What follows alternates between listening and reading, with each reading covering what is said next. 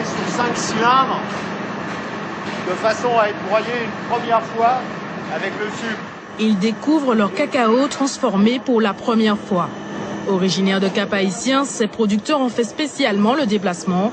Avec leur coopérative, ils produisent près de 400 tonnes par an. Le cacao, ils y croient dur comme fer. Le cacao, ça contribue en quelque sorte au reboisement. Et puis, ça augmente le revenu des producteurs parce que le cacao représente plus de 45% du revenu des familles. Donc, en plus, avec le commerce équitable, acheter du cacao d'Haïti, c'est participer à l'augmentation du revenu des producteurs, à la reconstruction d'Haïti.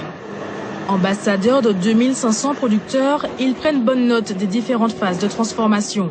Cette société des Yvelines achète leur cacao, une chocolaterie attentive au respect des variétés typiques de la Caraïbe. Le Criollo, très recherché, représente 5% de la production mondiale.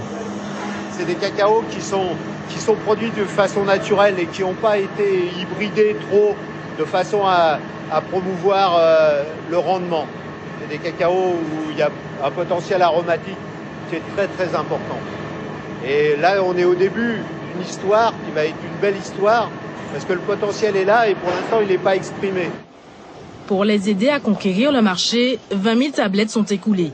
Dans cette chocolaterie haut de gamme, depuis la mi-avril, les clients peuvent trouver le cacao haïtien. Ce chef pâtissier le compare à un grand cru. C'est un très bon chocolat avec des bonnes propriétés aromatiques.